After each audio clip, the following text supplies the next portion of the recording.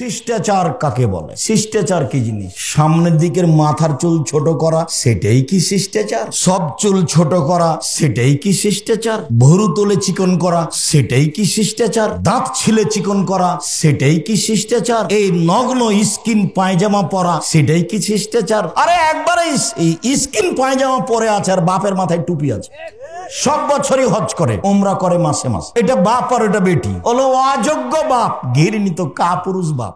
শিষ্টাচার কি জিনিস আজকে বেশি না বুঝালেও একটু বলি।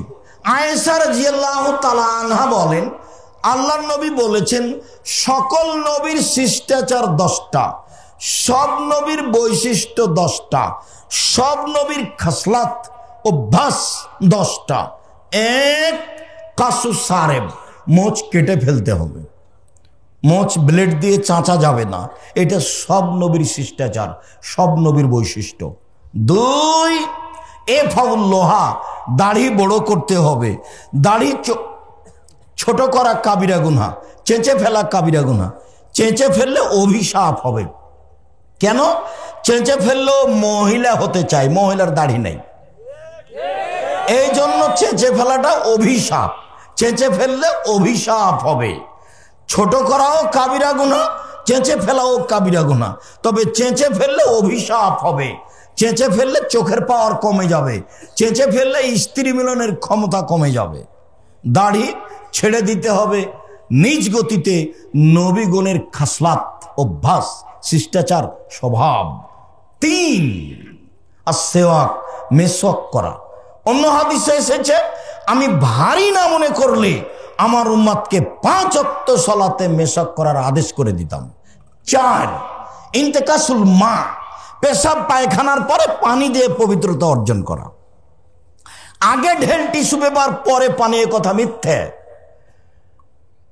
পানি দিয়ে পবিত্রতা অর্জন করা সব নবীর স্বভাব।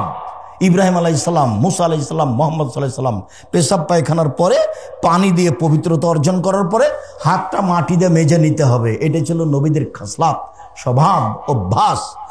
এখন পানি ব্যবহার না করে আগে ঢেল টিস্যু পেপার, আবার 40 কদম, আবার পায়ের ওপরে পা উঠানো, আবার খক খক করে কাশা, একবারে নোংরামি, একবারে বেহায়াই। যদি 40 কদম হাঁটতেই হয় পেশাব পায়খানার পরে পবিত্রতা অর্জনের জন্য, তাহলে তার বউকেও হাঁটতে হবে। তার বউ ঢেল টিস্যু পেপার নিয়ে 40 কদম হাঁটবে, পায়ের ওপরে পা উঠাবে, খক খক করে কাশবে। বলে কেমন করে সাজে? বলে পুরুষকে যেমন করে সাজে। পুরুষও যখন এমন করে তো মহিলাটাকে কেমন কেমন লাগে, তো মহিলা যদি এমন করে তাহলে পুরুষটাকেও কেমন কেমন লাগে। ধর্ম তো আর পাগল হয়নি। সব নবীর অভ্যাস ছিল পেশাব পায়খানার পরে পানি দিয়ে পবিত্রতা অর্জন করা, আগে ঢেল টিস্যু পেপার পরে পানি, এটা মিথ্যা ধর্ম। যখন পানি নেই তখন ঢেল টিস্যু পেপার, এইটা মুহাম্মদ সাল্লাল্লাহু আলাইহি ওয়াসাল্লাম বলেছেন। 5, কাসুল আজফার, নখ কেটে ফেলা। নখ সব নবীর অভ্যাস শিষ্টাচার, নখ কেটে ফেলা। তো মেয়েকে শিষ্টাচার শিখাবে, কি শিষ্টাচার শিখাবে? মাও জানে না শিষ্টাচার কাকে বলে, বাবাও জানে না। শুনেছে শিষ্টাচার একটা শব্দ, শিষ্টাচার কি? আরে ধৈর্য শব্দ যেমন সবাই বলে ধৈর্য, কেউ কি জানে ধৈর্য কি জিনিস? ধৈর্য হলো ঘোড়ার ডিম, সবাই বলে ঘোড়ার ডিম, কেউ দেখেনি, তো তাই হলো ধৈর্য। যার যখন সুযোগ আছে সেই তখন একবার ইচ্ছা মতো বলে নেয়, সবাই বলে ধৈর্য। যার যখন সুযোগ আছে সে তখন ইচ্ছা মতো জেল হাজত দিয়ে নেয়, সবাই বলে ধৈর্য। একজন বিপদে পড়লে আর একজন খুব হাসি দেয়, আবার গরু জবাই করে। গরু জবাই করতে আমি নিজে দেখেছি, গরু জবাই করতে আমি নিজে দেখেছি, সবাই বলে ধৈর্য। ধৈর্য কি জিনিস? ধৈর্য কি ঘোড়ার ডিম? তো শিষ্টাচার কি জিনিস? শিষ্টাচার কি ঘোড়ার ডিম? এখন এখানে যারা মহিলারা বসে আছে, অধিকাংশ মেয়েদের নখ বড় আছে, তাহলে ওর বাপ নাই নাকি? ওটা কি তার সৎ বাপ? ওর মা নাই, ওটা কি তার সৎ মা? আমি বলেছি সৎ মা, কিন্তু আসলেই কি সৎ মা? সৎ মা নয় তো। আমি বলেছি সৎ বাপ, তা আসলেই কি সৎ বাপ? সৎ বাপ নয় তো, হলো অযোগ্য বাপ, ঘৃণিত কাপুরুষ বাপ। শিষ্টাচার কাকে জানে না? আল্লাহর নবী বলছেন যে ওই মেয়ে বাপের জন্য অন্তরাল হবে জাহান্নাম থেকে বাঁচার জন্য। যেই বাপ মেয়েকে বিদ্যা শিখিয়ে দিল, শিষ্টাচার শিখিয়ে দিল, ভালো আচরণ করলো, বিবাহ শাদী দিয়ে দিল, সে মেয়ে তিনটা হবে অন্তরাল। শিষ্টাচার কাকে বলে? শিষ্টাচার কি জিনিস? সামনের দিকের মাথার চুল ছোট করা, সেটাই কি শিষ্টাচার? সব চুল ছোট করা, সেটাই কি শিষ্টাচার? ভুরু তুলে চিকন করা, সেটাই কি শিষ্টাচার? দাঁত ছিলে চিকন করা, সেটাই কি শিষ্টাচার? এই নগ্ন স্কিন পায়জামা পরা, সেটাই কি শিষ্টাচার? আরে একবারে স্কিন পায়জামা পরে আছে আর বাপের মাথায় টুপি আছে, সব বছরই হজ করে, ওমরা করে মাসে মাসে। এটা বাপ আর এটা বেটি। আমি বলেছি সৎ বাপ, আপনি বলছেন আব্দুর রাজ্জাক সাহেব এভাবে বলিয়েন না। বলেন আমি কি করতে পারি? আপনি যদি স্বাভাবিক মনে করেন তাহলে এটা মিথ্যে। আপনার নাম মুসলিম আর আপনার ধর্মের নাম ইসলাম। ইসলাম মানে মেনে নেওয়া, মুসলিম মানে মেনে নিয়েছি। ইসলাম মানে মেনে নেওয়া, মুসলিম মানে মেনে নিয়েছি। বলেন আপনি কি মেনে নিয়েছেন? শিষ্টাচার কাকে বলে? কাপড় পরার সময় ডান হাতটা ঢোকাতে হবে আগে, এর নাম শিষ্টাচার। শিষ্টাচার কাকে বলে? বাচ্চার জুতা পরালে ডান পায়েরটা আগে পরাতে হবে, তার নাম শিষ্টাচার। শিষ্টাচার কাকে বলে? মসজিদে ঢোকার সময় ডান পাটা আগে দিতে হবে, তার নাম শিষ্টাচার। শিষ্টাচার কাকে বলে? বাচ্চাকে ডান কাতে শোয়াতে হবে দোয়া পড়ে, তার নাম শিষ্টাচার। শিষ্টাচার কাকে বলে? বাচ্চাকে দুধ খাওয়ানোর সময় বিসমিল্লাহ বলতে হবে, নইলে শয়তান দুধ খাবে, খাবেই, নিশ্চিত খাবে, অবধারিত খাবে, খাবেই খাবে। নবী বলেছেন খাবে, অতএব খাবে। মা যখন বাচ্চাকে দুধ খাওয়াবে তখন মায়ে বিসমিল্লাহ বলবে। শিষ্টাচার কাকে বলে? পেশাবখানায় যাবে, পায়খানায় যাবে, দোয়া বলে দিবে। শিষ্টাচার কাকে বলে? গিলাসটা ডান হাতে ধরবে। শিষ্টাচার কাকে বলে? ডান হাতে খাবে। শিষ্টাচার কাকে বলে? সালাম দিয়ে বাড়ি থেকে বের হবে। শিষ্টাচার কাকে বলে? সালাম দিয়ে বাড়িতে ঢুকবে। শিষ্টাচার কাকে বলে? শিষ্টাচার কি জিনিস? নখ বড় আছে তখনও তার বাপ ভালো মানুষ, তার বাপ খারাপ মানুষ, অযোগ্য মানুষ, ও সৎ বাপ, ও সৎ বাপ, ও মা সৎ মা। ওই মা জানে না মা কাকে বলে।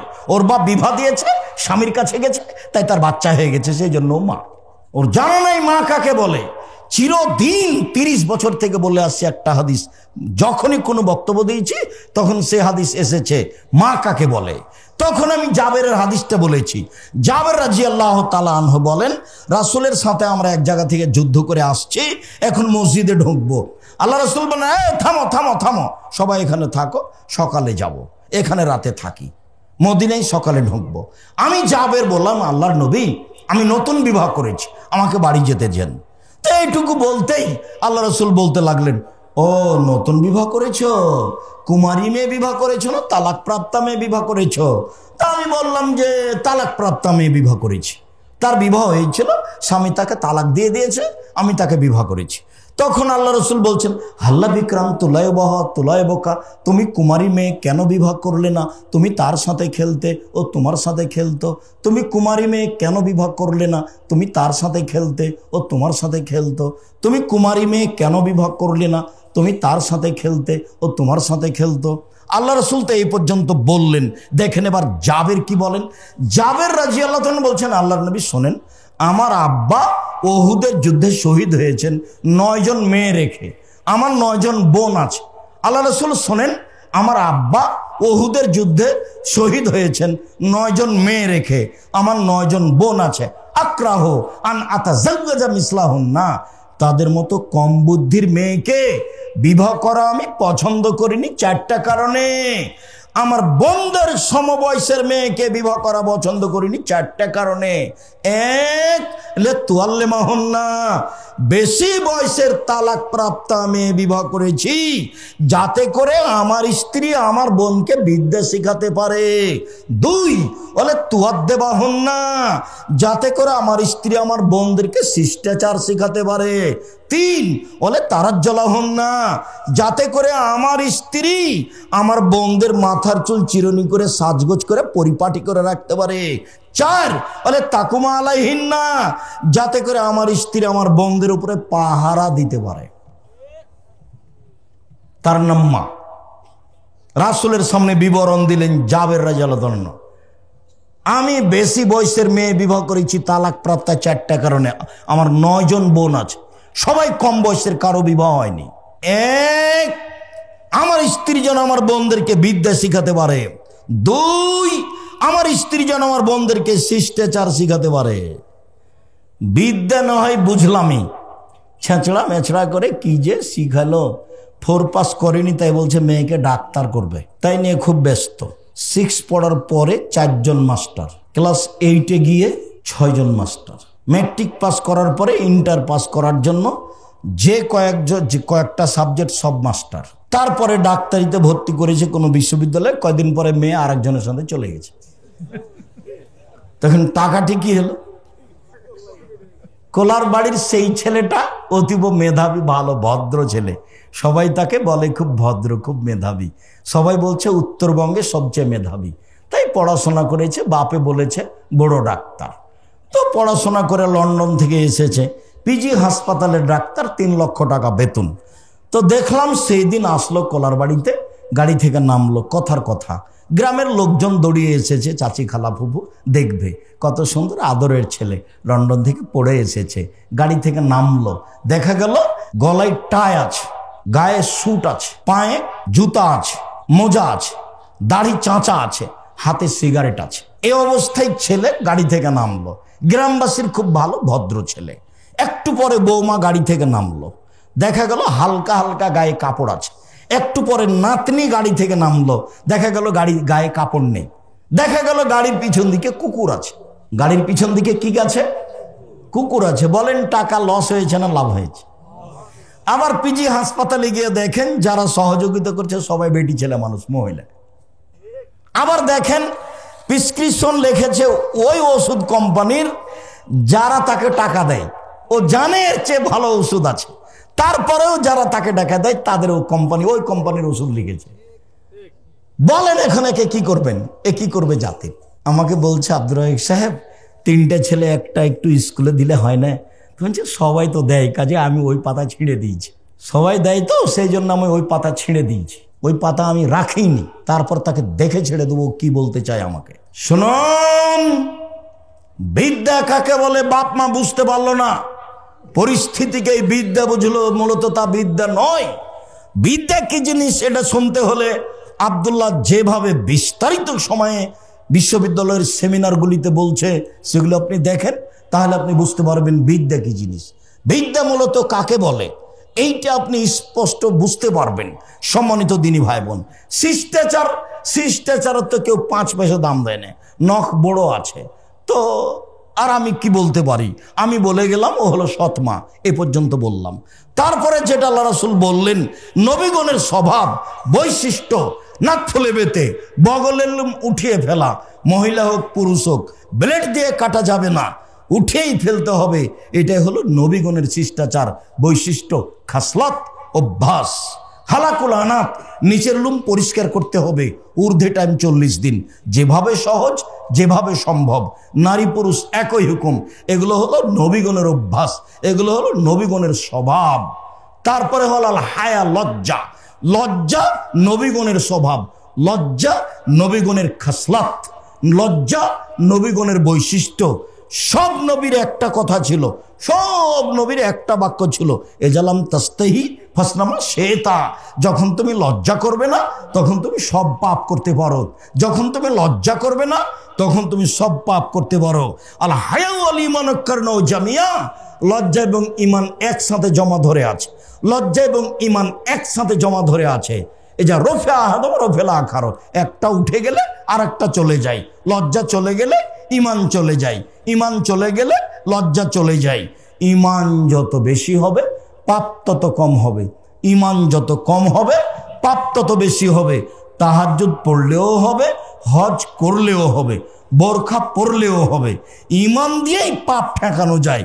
লোকে বলে ছেলেটা খুব ভালো, 5 ওয়াক্ত সালাত আদায় করে, হজও করে এসেছে, বাপের টাকা আছে, কিন্তু গোপনে পাপ করে কেউ জানে না, তাহলে বুঝতে হবে ঈমান কম। মেয়েটা বোরখা পরে আছে, তাহাজ্জুদ পড়ে, স্বামী যখন থাকে না বাড়িতে তখন প্রেমের গল্প করে, বুঝতে হবে ঈমান কম। 5 ওয়াক্ত সালাত আদায় করে ঠিকই, হজ করেছে ঠিকই, পর্দা করে ঠিকই, বোরখা পরে ঠিকই, কিন্তু ঈমান কম থাকার কারণে পাপও চলমান আছে, ইবাদতও আছে, পাপও আছে। ঈমান দিয়ে পাপ ঠেকানো যায়। ঈমান যত কম পাপ তত বেশি, ঈমান যত বেশি পাপ তত কম।